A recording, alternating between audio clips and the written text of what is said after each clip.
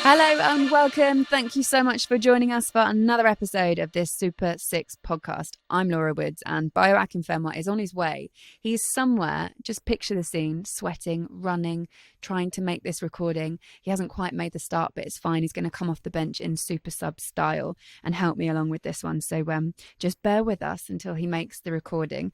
Our guest this week is the first Everton player to captain England. Really, really excited to catch up with him. It's Phil Jagielka. He's coming on in just a moment's time. A reminder as well, at the end of the podcast, stay tuned because we're going to do our fixtures, our Super 6 fixtures and our predictions for the last remaining round of the Premier League, which is this weekend. I can't believe it. Okay, so we're going to do that in just a moment. Let's go and meet our guest. So this week's guest is Phil Jagielka, and I'm really chuffed to have you on. Come across you a few times in the world of football, and it does feel like you've been round a long time as well, Phil. Does it feel like that for you? It does, yeah. Most mornings when I'd get up to get out of training, it feels like I've been hanging around quite a while. Well, let's take you right the way back because, I mean, I'm going to give you the dates. I'm sure you know them anyway. You began your professional career, Sheff United, 1999, year 2000, and you were 15. That's when you joined. And Neil Warnock was a manager at the time. I mean, what was that like? First of all, to sign for Sheffield United at 15, to start your career in a club like Sheffield United and to have a manager like Neil Warnock. Yeah, it was all a little bit of a whirlwind. Funnily enough, I was at Everton at the time when I was 15. Got released. There was a little bit of a connection between Howard Kendall, obviously Sheffield United, and Everton. I think they may have got like the gist of who was getting released a bit earlier. So I went there, went on trial. Thankfully, got a 3-year scholarship. Moved over to Sheffield, and then sort of the journey began. I was doing pretty well, playing in midfield in these days, not at the back. I was at the time we had Steve Bruce was manager then. Adrian Heath took over. He was looking at actually giving me a professional contract. There was talks going on between my dad and the club. Unfortunately, he got sacked. Neil Warnock came in, and I'm sure the gaffer won't mind me saying he wasn't known to bring through too many young players. He was all about getting the experience in, getting people to who he knew would do a job, and getting us up the table. Because I think we were struggling at the time financially. We weren't in a great position. But for whatever reason, the gaffer decided he wanted a little bit of youth in his team and called me up. Like I said, and I'll thank him forever for that. He gave me a chance. He looked after me. Many good memories over the course of the next sort of 6-7 years, and it was nice to be given a chance. What was he like? It's really difficult because if you see the person, I'll still look obviously on social media, and you see all the old videos, all the gifs and stuff when he's a massive part of it, and that's sort of the character he is.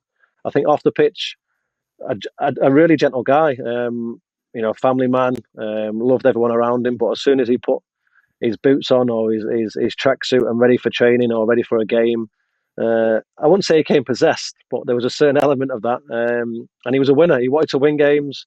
He had many different ideas and many different ways to do so, and was very successful. I came across him when I was at Cardiff and I went to interview him. This was in their last season. This was just before his time at Cardiff came to an end. And I went to interview him at the training ground, and we sat in his office and we set the cameras up and everything. And on his desk in the office were like sweatbands for like around his head and around his wrists. And I was like, what, who are those? Because I thought it was like a fancy dress or something. And they were his. And he was saying that when all the players go out and train, he goes out and does his own little bit of training as well. Well, yeah, he wasn't always present at sort of every training session. He wasn't a coach. He was very much a manager. So he was obviously into trying to keep himself fit. I'd never witnessed him, thankfully, in his matching sweatbands. But I can imagine he'll be some sight. But fair play to him. He's still going strong. He's still doing a fantastic job, and he's obviously keeping himself physically right as well as mentally. Do you ever have any standout memories of your time under him? There's a few. I think one of the main ones, like I came on as a sub West Brom away, and I got put in a near post zone for the defensive corner. The corner's come in. I've gone to head it. Someone's got in front of me, flicked it, and then the guy scored at the back post. So I'd have only been 18 at this time. So I've come in. I think we've ended up losing the game. I've come in. I've sat there with my head down, and I think it felt like anyway for the whole post-match thing, he was just shouting at me, and I was just devastated. And it was part and parcel of football that time. I didn't didn't feel like I was being victimised. I was devastated myself. But that let me know that basically, I have to take responsibility now. I am a man. I am part of this first team. I won't be given any special sort of treatment because obviously of my age and things. And it went forward. But there's loads of different bits and bobs. I listen to all sorts of podcasts along the way, and people have got their own funny stories and stuff like that. He used to get his hair blow dried sometimes, so he'd come there with an umbrella to training because it was raining, and then he'd want to get something out of his pocket or talk tactics. So he'd call me to come and stand next to him and hold his umbrella.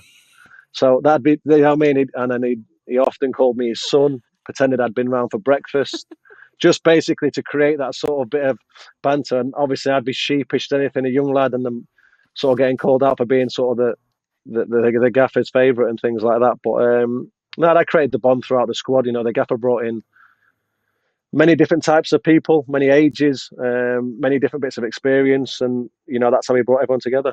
Tell us about some of those characters that you came through the ranks with at Bramall Lane.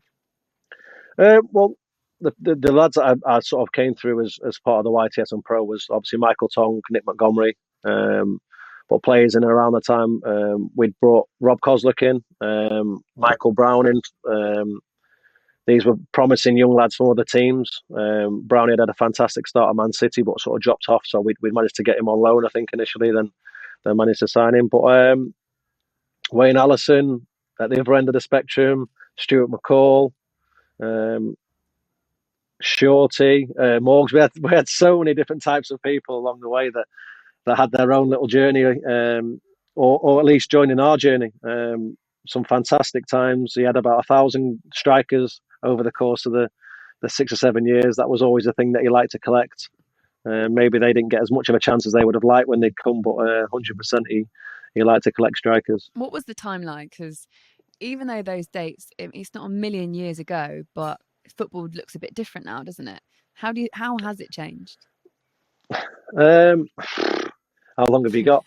Well, for instance, you're obviously aware I've been in goal a few times, and the whole reason I've been in goal is because different amount of subs for one. 5 subs back in them days, and he chose not to put a goalkeeper in one of the 5 because he didn't think he'd need it. So there's one massive change. Offside rules changed probably 100 times since those ones. I just think it was obviously a bit more rough and ready. I think you played as you saw. The referee made decisions on the spur of the moment and stuff like that, which I think created a lot better atmosphere. We had a season where we must have had probably 40, 50 games. We got to both semi-finals and the playoff final in the same season. And it just felt like every other Tuesday or Wednesday we had a night at Bramall Lane, and it was the atmosphere was electric, and we were scoring last-minute winners to keep ourselves in the promotion push or qualifying. Playing against Liverpool, Tongi scoring those sorts of goals, and football just I don't know, it seemed more simple. I don't know if that'd be the word, but it was just basically less analysis. We knew a little bit about the team. We couldn't say we knew every single player individually. We just roughly knew what pattern of play, what shape they'd play, and go with it. Whereas now there is a lot more information about every single player, every single penalty that's taken, every single free kick that's taken. We see people lying down on the floor now, underneath the wall. It's just there's so many different bits and bobs, but when you move along with the times, that's probably the best part of 15 years ago. I think most things have changed in the last 15 years. How do you, not to go off on a tangent, but how do you pick the person that has to lie down? Well, we don't do that. I'd presume it's something probably similar to cricket, who goes in at silly mid-off or whatever it's called. It's normally the youngest or the one that's only just been called up. It's like the job that no one wants. Yeah, exactly. Well, normally you get quite tall people in the wall, so maybe it's one of the smaller players that would end up lying down and making, I think they call it the draft excluder nowadays. Is that the term for it? I think so, yeah. Yeah. Oh my God, I think we're just going to be joined by Bayo Akinfenwa because, this is how he rolls in every now and then. He's a bit late. Yes, Bayo, are we doing you okay? Yo, how you doing? Listen, it's good. Been a nightmare with this Wi-Fi. It's been a nightmare. I apologise. It's all good. Well, look, you're here now and you haven't even missed that much. You've basically gone through the journey at Sheff Utd, and we've come up to the point where we've spoke about the League Cup and the FA Cup semi-finals, a playoff final as well. You did eventually get promoted with the Blades into the Premier League. That must have been like that journey to be along. and be a part of must have been amazing. What was it like? Well, obviously it was perfect, getting promoted, especially after going so close a couple of years previous with the playoff final. But the actual start of the season was horrendous. We went to China on a pre-season tour, and it was the longest pre-season tour ever. We didn't get any sleep.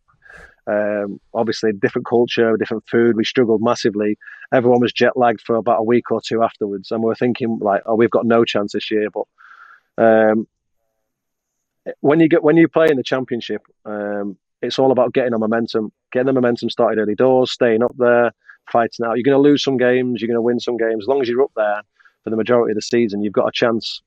Come towards the end of May, and that was what it was all about for us. And I think it was pretty much a 3-horse race between us, Watford, and Leeds, I think. And we managed to finish second and get promoted with a game to spare. So I think I just remember driving around Sheffield on open top buses and stuff like this. It was just a remarkable experience.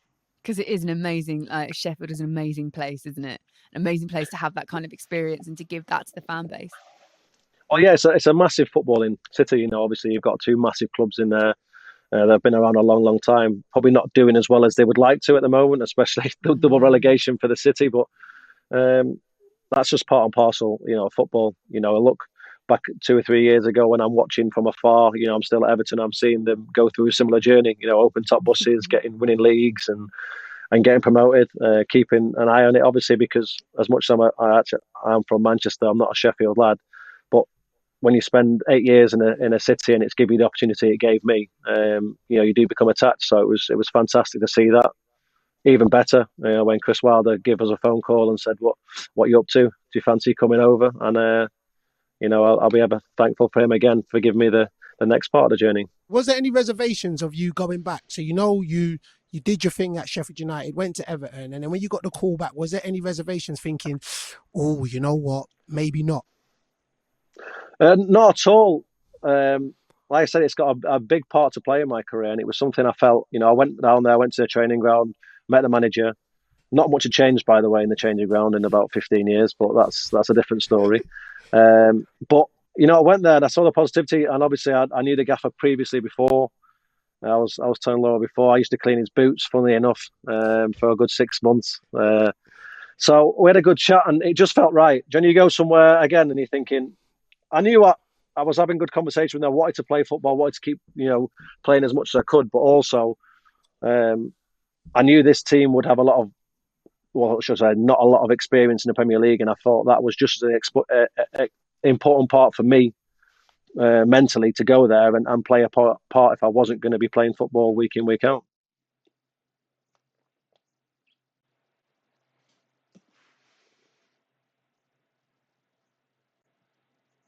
I think it may have been 8th. We didn't have the best post lockdown.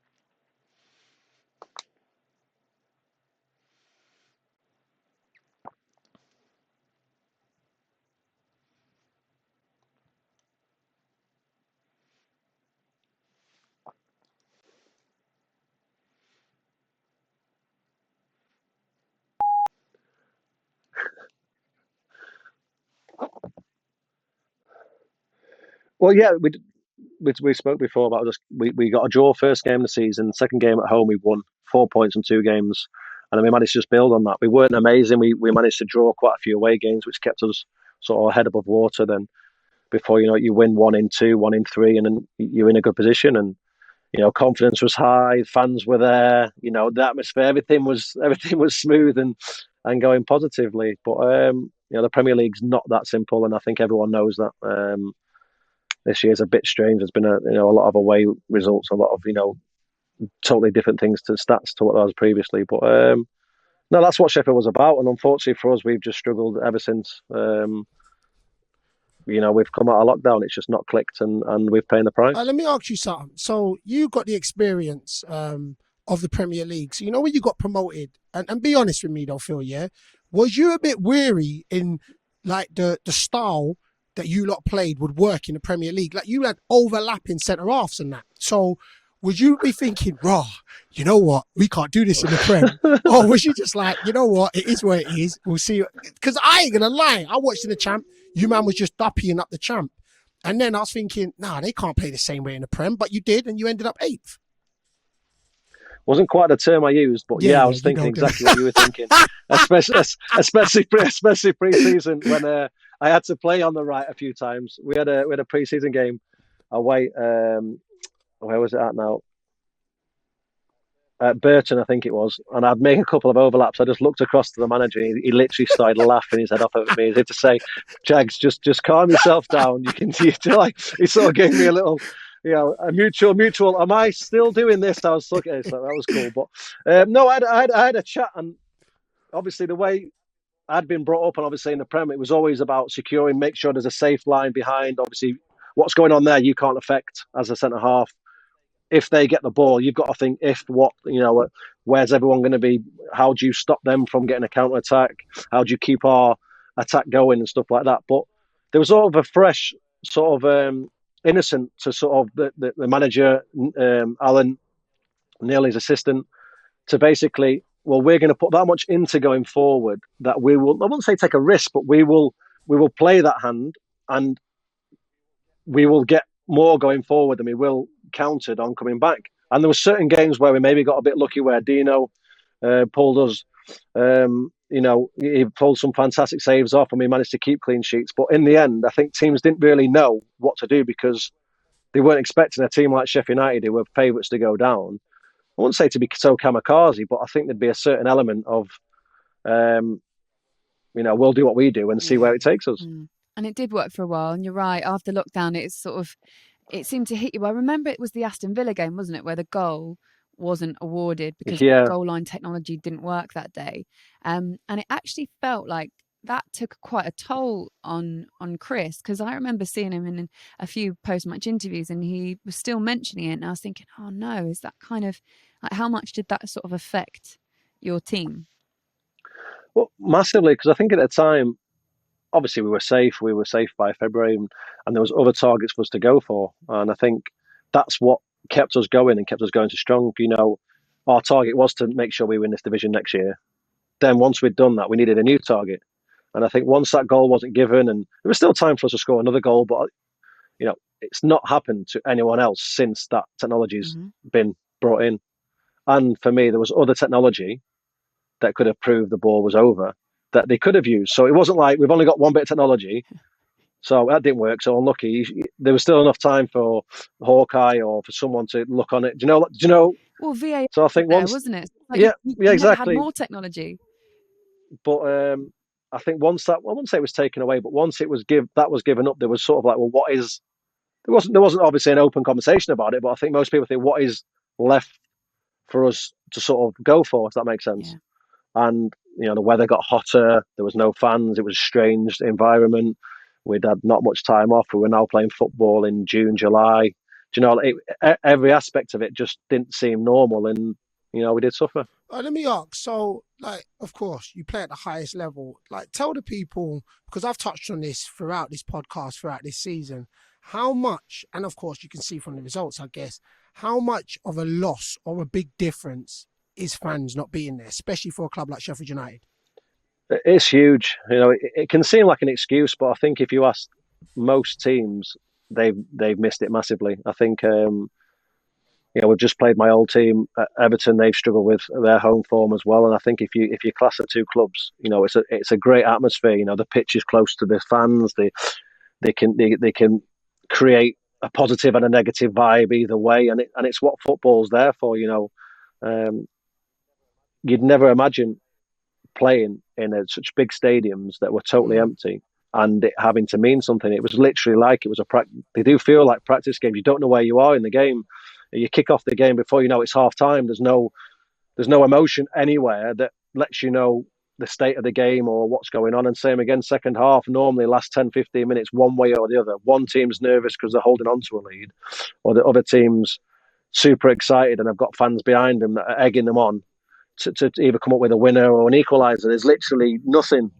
And I know obviously we're all supposed to self-motivate, each other and get each other through it, but you and I both know, Bayo, it's not about that. It's about the whole experience of the 90 minutes that are played and should be played obviously in front of fans. I can say this now, and I so agree with you, because I believe if Wycombe had fans this season, we wouldn't have got relegated. I mean, we got relegated by a point, and and you've touched on it, because I know some people be listening and saying, well, you get paid and you should want to do it for yourself. And we do. Don't get the game twisted. We do. But energy is so contagious. And what fans do of just feeding off both. And we discussed afterwards, I miss getting booed. I miss the chance, just because it just evokes or revolts an emotion in you either way. And sometimes that you need that. Saying that, you don't need coaches. You know what I'm saying? If you just need to self-motivate, you need coaches to be able to make you do that little bit more. Same with fans. And I'll put that quote out. Wycombe had fans this season, we're still being a champ. And fans are just integral, man. Well, you went into the championship season, obviously probably one of the lowest budgets. But one of the things you did have going for you, obviously, is your team spirit and your stadium, your fans, the hostile atmosphere that people should have to go into. And like you say, when you're coming on and stuff and the fans roar, or like when you come on away from home, you're getting booed or whatever, it creates something, and it does.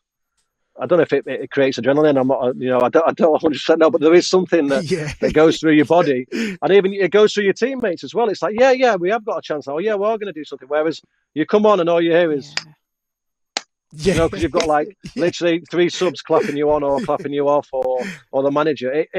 It doesn't seem right. It doesn't seem like you're playing for anything.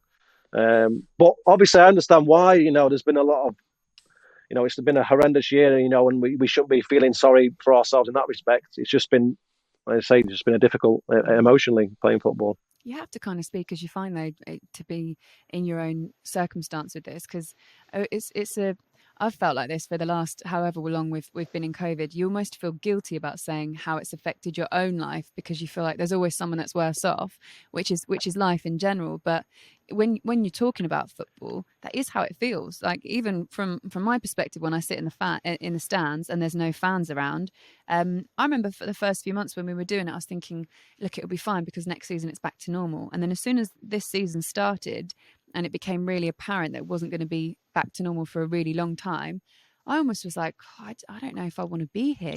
These kind of environments, it is completely different. And people will go, oh, you're lucky to be in the stadium in the first place. And you're kind of like, well, I know that. And then you feel like you're kind of justifying what you're saying, but I don't know how it feels to play that game in front of absolutely no one. But I know what you mean about it. It's almost like a sterile atmosphere, isn't it? Yeah, these are the games you do pre-season games, and no one really likes pre-season games. The pre-season games to get them out of the way, get yourself sort of fit and ready for that electric atmosphere, first game of the season.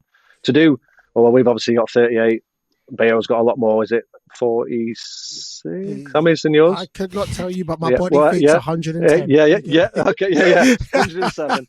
So I'm saying to have that many pre-season effect sort of games, you can't get there. And they say we've all been brought up with playing with fans. If this happened for another 10 years and fans weren't allowed in, I'm sure the people 8 years from now would find it the norm, and it would be normal football and whatever. But it's not normal for us, and it has been hard. It is 46, by the way, Bayo, in the championship. I knew that. I thought he said, what did it feel like? That's what I thought. Oh, okay, yeah. Right, so talking about like numbers. All right, so you're 39 in August. So I just turned 30. I am, yes. I just turned 39. Talk to me about a couple of things I want to know from you. How much do you think the game's changed from, not from when you started, because that was a little while ago, but how much it's changed? We're the same age, so don't get it twisted. Yeah, that's fine. So how much do you think the game's changed, and how are you feeling? Body-wise, mentally-wise, how are you feeling? Well, we can start with body and mentally. It's difficult. It's been a difficult season mentally to watch on, and obviously the struggle we've had.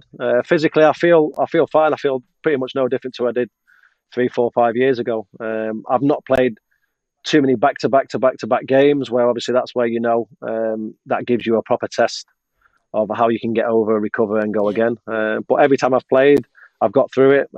I've played quite a few 90s and felt okay the next day. So I'm still ready to continue. I'm not sure where that will be or if that will be. That's a case of what's his space, and we'll have to just wait and see what goes on with that. Reckon need a centre As half. far as the game goes, just throwing that out there, big man. You'll have to put. I got you. We're repping for the old boys out here. As far as what's changed, other than the fact it's not black and white anymore since we started Bayo, but football, I don't know. I think with VAR and no fans, it's been horrendous. Well, I don't know. Well, I can't really say. I've not scored a goal. I know you have, Bayo, but it's not had the VAR in the champ. But I'm saying it just doesn't. I don't know. It just doesn't feel right. We score a goal now, and it's like, yay! Let's just wait, look for a screen. Everyone does something different, and it's just. I remember like scoring goals, and I'm thinking like, I feel like an idiot because I wouldn't know how to celebrate, but you'd be buzzing, and so many things would go through your head. But you score now, and it's literally like scoring in training. It's like, yes, okay, we'll start now. Run back to the centre circle, get the ball, wait 2 or 3 minutes. Is your toenail offside? Is it not offside? So for me, it's really tough. No fans, VAR without. I don't think we use it properly. The lines are mental. Some of the lines I've seen, honestly, it's. I think if you can't see the guy's offside within 5 to 6 seconds of looking at it first time, I think most managers would say fine. I think VAR should be helpful for the one where the guy stood 2 yards offside and something's gone wrong, or he's made a really good run and he's 100% not on offside. I think they're the ones that VAR. I think if you spoke to every single manager at the top level and said, look, if his elbow's offside or his knee or his toe or his bum or the back of his head is offside by an inch, we're not going to give it. I think everyone would accept it. So.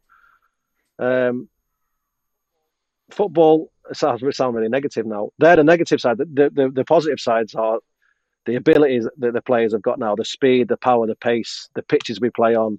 Everything else that you see there is amazing. And I am actually really looking forward to the Euros. Not 100% sure what's going to go on with the fans and all sorts with that.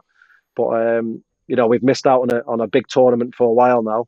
So as far as football goes and as far as our next generation of superstars go, it's a really positive time to be an Englishman and a positive time to be involved in football. All right, so with all the experience like you've gathered, you've gained, 2 questions. So how do you, the young boys that's coming up in, the Sheff United and dealing with it, how do you help them? And will you get into coaching? I've not done my badges. I've never took my badges. Well, A, because I'm lazy, but B, because I've always said to myself, as long as I'm playing and I'm actually preparing to play most weeks, I didn't want to sidetrack that by tthinking about the coaching side of it. It's an excuse and a valid one at that. But I think it's one that's kept me going for as long as I had. I think if I'd have given up, I wouldn't say given up, if I'd have, part of me would have given up the playing thought process, either the body or the mind would have given up on the pitch, and then I'd have been in the coaching side a bit earlier. Everyone's told me I'm an idiot because the best facilities and the best way to do it all is whilst I'm still playing.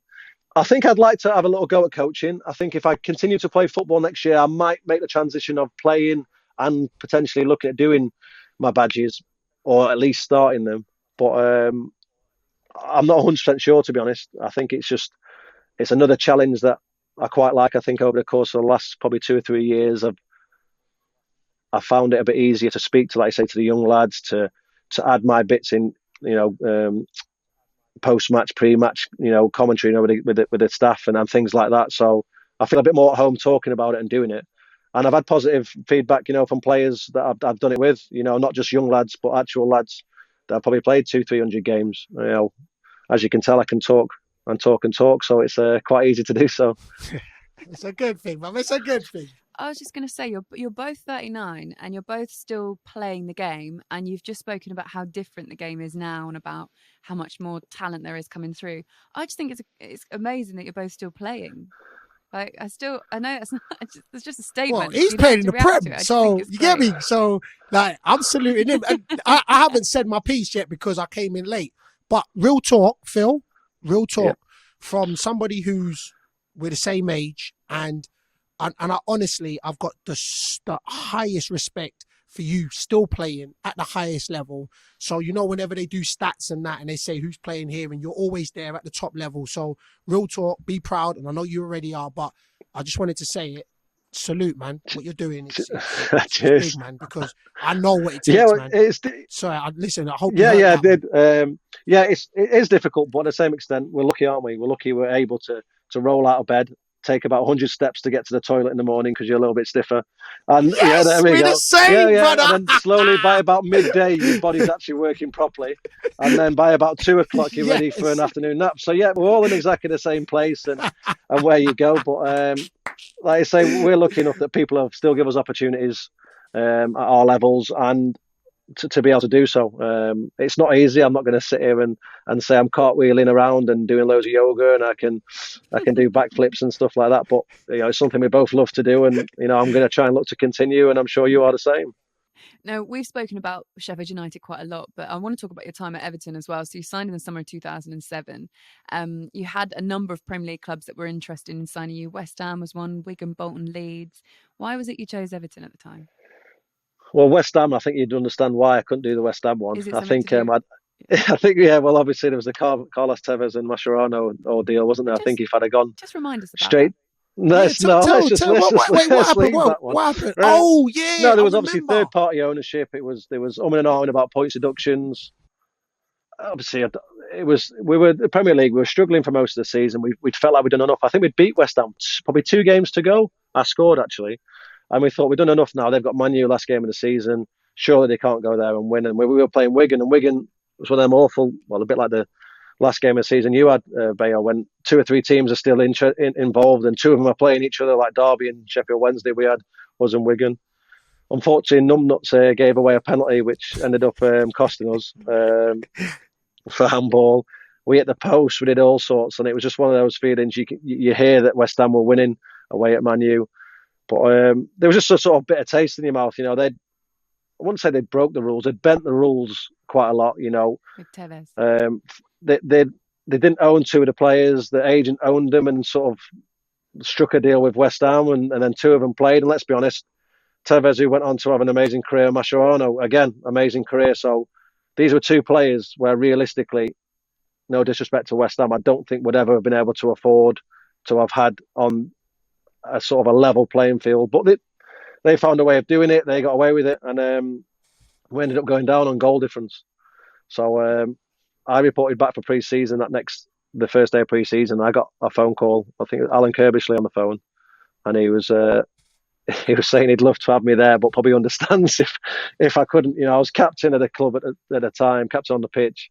I'd come through the youth and all sorts. I couldn't. That'd have been probably spitting in most Sheffield United fans' faces if I'd have gone to West Ham. So I was always very keen on obviously being a Northerner, staying up north, having Everton. Everton had a fantastic season. I just think they one season before nearly qualified for the Champions League. So when they came a knocking, it was an easy decision. Funnily enough, the club, I knew how to get there. I'd been there as obviously a young lad and deemed not good enough. So it was nice to go back there with a little bit of a grit in my teeth.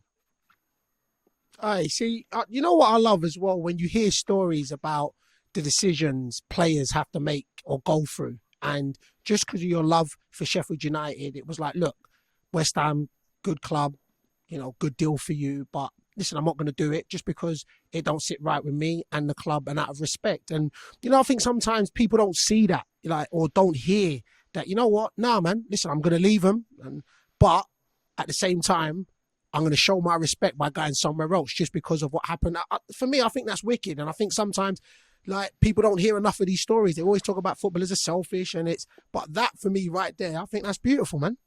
Well, that's just obviously the way I've been brought up. I've always had a love for Sheff Utd. They gave me a chance. That's a lot of people weren't prepared to give me that.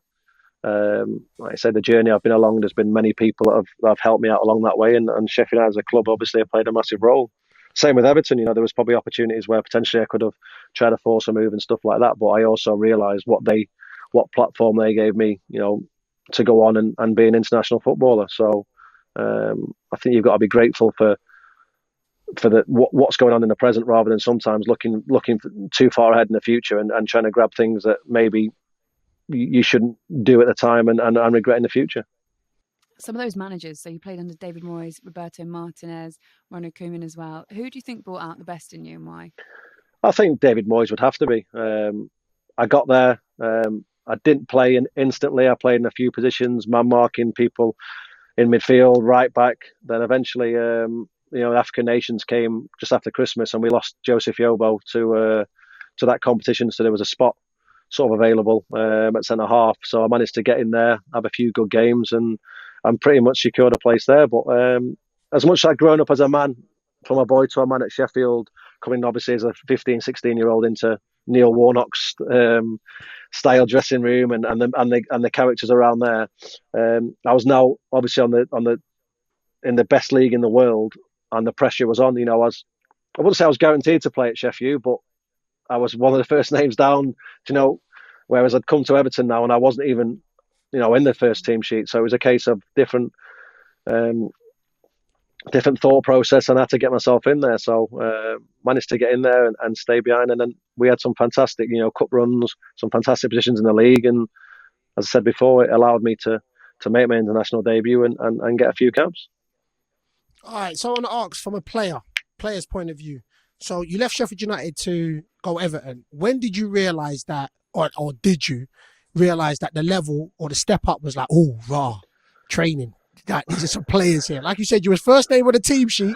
So when you went to Everton, were you like, oh, raw? Well, yeah, I've got to step up my game. Yeah, 100%. You turn up for training, and you are a little bit in awe.